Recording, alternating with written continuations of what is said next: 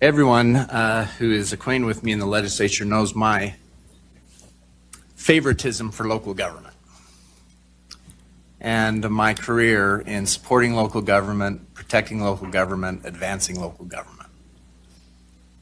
And the fact that I sponsored and spoke for the Senate concurrent resolution that's been referenced today. But when we sit in the legislature, we have to consider the fundamental rights of Idahoans.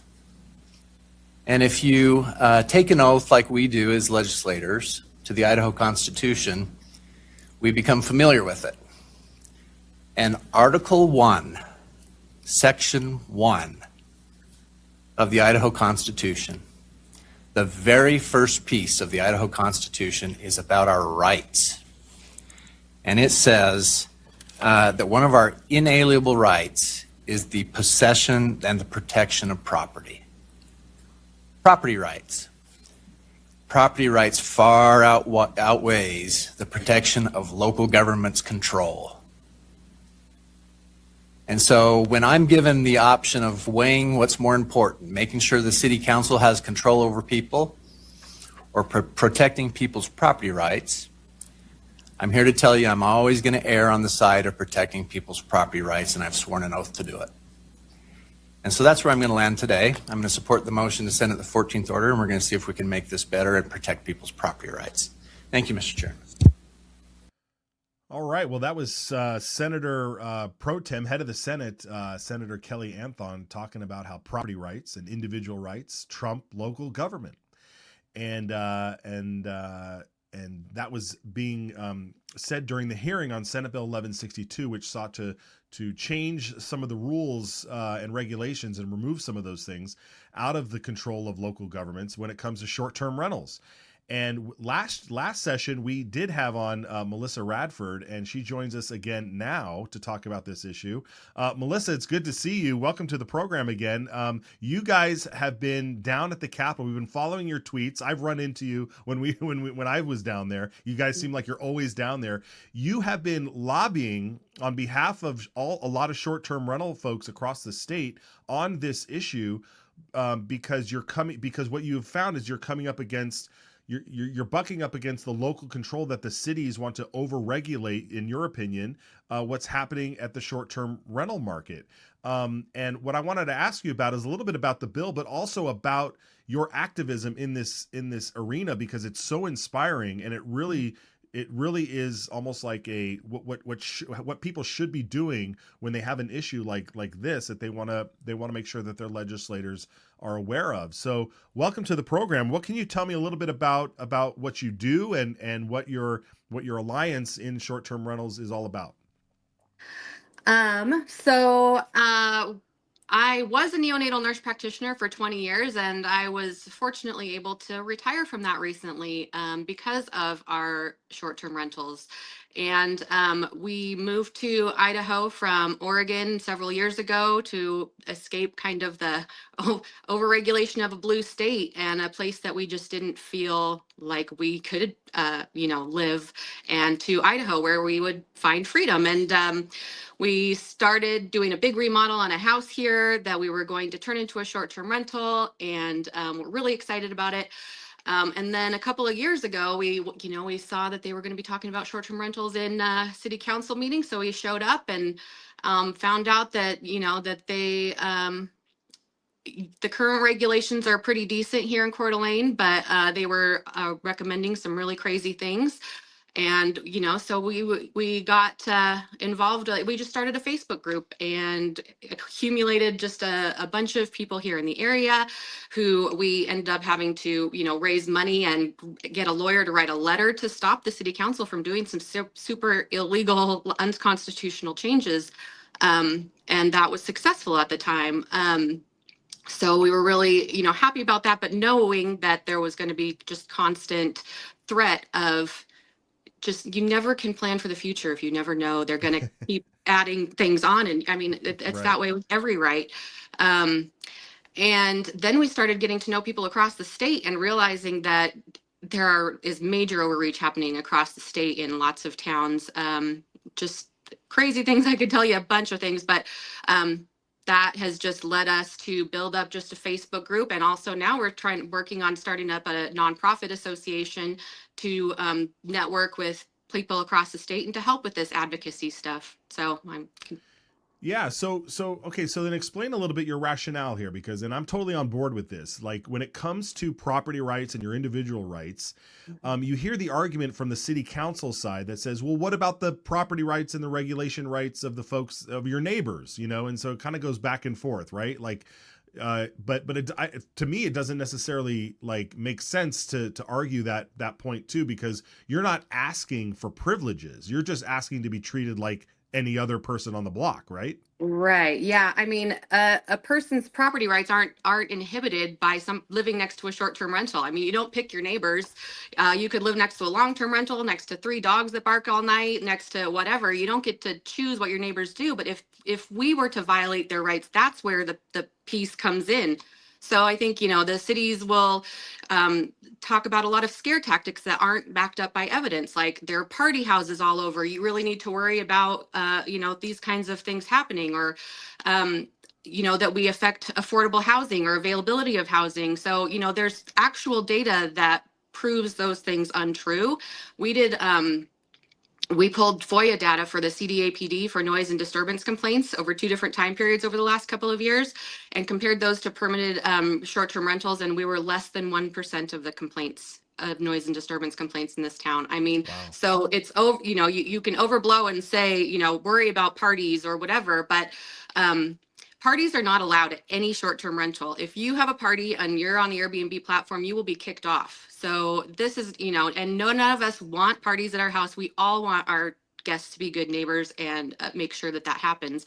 There are ordinances for noise and parking and all these different things that exist in our communities. Though we're asking to be subject to those same ordinances equally. So we're not, like you said, we're not asking for anything special. We're not asking for anything other than equal treatment under the law and due process. If there's a complaint, you need to be able to, it needs to be followed up and backed up, and then that needs to be dealt with. But turning neighbor against neighbor, which is what the cities have done, it's just discrimination. It's not fact-based. Yeah. Okay. So then this bill that you were backing, that you were championing, and I imagine you had some you were allowed to, or not allowed, but you were part of this, one of the stakeholders that were in crafting these bills here. And it basically was just saying like, look, like we want to be treated equally. We don't want to have extra restrictions put on us, and so forth. So then talk to me now about why you felt it was so important to travel to Boise, meet with legislators, and what kind of reactions you got when you started explaining what your bill would do. I mean, short-term rentals are something that legislators don't really know a lot about, and people in general don't know a lot about unless they are short-term rental owners or travel in short-term rentals frequently, or those kinds of things. So people hear a lot of talking points, those scare tactics that, like I said, aren't backed by data, and then they believe those to be true. For example, is worrying about big corporations coming and buying up a bunch of properties and turning them into short-term rentals. That is literally not happening in Idaho. There are 0 big companies that have bought short-term rentals, and more than 70% of the short-term rentals in Idaho are owned by Idahoans. So we know that there's paid lobbyists for the cities and the counties and the resort cities that are at the Capitol 24/7 that are advocating on behalf of the cities. And we've heard the lies. They're literally telling lies to legislators about us. And so, based on kind of our work last year and going to the Capitol to try and get a hearing, we knew that being there in person made a big difference. We were not paid to be lobbyists, and we were there. We went for 5 weeks. We were at the Capitol this year, driving down every week. So we drove the equivalent of more than across the country to be down there, and gave up a lot of time and money and to be there and advocate on our own behalf. But we built relationships. We were able to move things forward and show the legislators how important this is to us. A lot of times we'd walk in there and they would be on the defensive about, knowing the talking points. And as we started to share our stories and what's happening across the state, they would lean in. They're like, oh, this is property rights. This is not about, you guys being a big, huge problem in your communities. And we were able to share those facts with them directly. And I mean, an email only goes so far, but being able to tell your story in person makes a huge difference. And we got a lot farther this year than we did last year. Yes, absolutely. Yeah, I mean, you guys made it out of the committee. The bill started in the Senate this time. I believe last year it started in the House. Mm-hmm. Yeah. Okay, so then when it came to the debate on the floor, I remember asking you in a direct message because all of a sudden everybody was talking about business licenses, and I thought, oh, this wasn't something that we were talking about property rights before and the city's breaking down on that, but all of a sudden everybody's talking about business licenses, and then you saw the bill just die on the House floor with a lot of folks bringing up that argument. I mean, there were some that were always obviously taking the sides of the cities and the local government, but then you saw this sort of other faction come up and from the more the conservative side and say, we're not really into this whole regulation with the business license thing. Can you explain a little bit about how that all of a sudden popped up? Well, that was really interesting and a surprise, but actually kind of not a surprise because the IFF had rated it -1 for a couple of reasons. The main reason, actually, our bill had in it kind of what we saw as a compromise, which I don't disagree with the IFF's argument, but part of our bill was you treat everybody the same, like we're all under the same ordinances, but if there are 3 violations of an ordinance that's proven and convicted, that the permit could be removed from our property. But so basically what they didn't like is that the owner was held responsible for the actions of the guests, which we shouldn't be. But we also wanted the safety of, if there's a problem property, there's something that can be done about it. So that's why we were willing to make that compromise. But that was one of the things that the IFF didn't like. But so the point to me is the business license piece too, and that piece is that the conservative people that voted against it and the majority of the Senate in general wants less regulation, not more.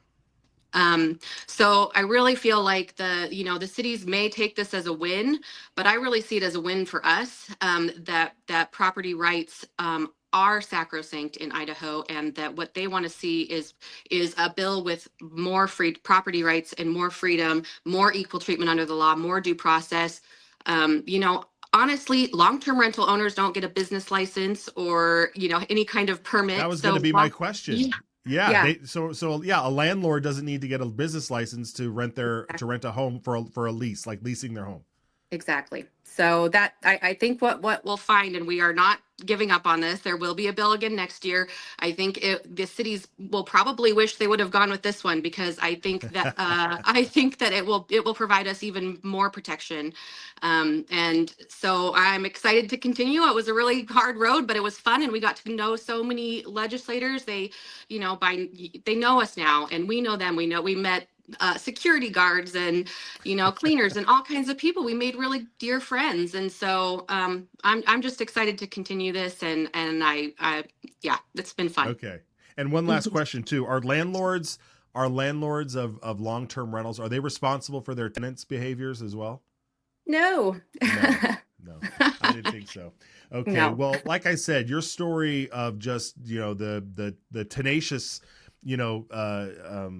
attitude towards your issue is very inspiring, and it just shows how much work it does take, but sometimes you can go down there and knock it out of the park right away. And we've seen bills that have come up the first time this year just get sail right through because it's a no-brainer. And some of these things they are nuanced a little bit, but like you said, you've learned more, and the next year's bill may be even better. And be careful on that. So all right, we've been able to.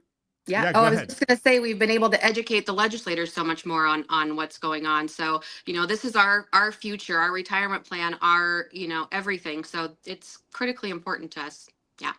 It is. And to a lot of people. I mean, it's especially Idahoans. I mean, your statistic was 70% of short-term rentals are owned by Idahoans? Yep. And then the rest of them are mainly people who want to move here eventually and like to come visit and want to, have that house available for them, but can't necessarily afford to leave it empty. I mean, Yeah. yeah. Yeah. So, Okay. and we contribute so much to the local economy. That's a Oh, missed piece. absolutely. Absolutely. Yeah. So, That's great. Especially when well, you live, I mean, when you work, when you go to an Airbnb, you also want to like go to the local market and stock up on the food and all that stuff too. So I love it. I love Airbnb. My only beef is some Airbnb landlords, they make you like scrub the toilets before you go. You got to take out the garbage. You got to hire a lawnmower. Like you got to do something about that. I know. And that's what we'll do with our association as well, is like give people out some best practices, because we're Yeah. like that too. You're paying a cleaning fee. You shouldn't be doing work. All right. I like that. You're my kind of people. Very good. All right, Well, Melissa, thank thanks for you. joining us. I really appreciate it. We'll check in with you again. Awesome. Thank you so much. All right. Take care.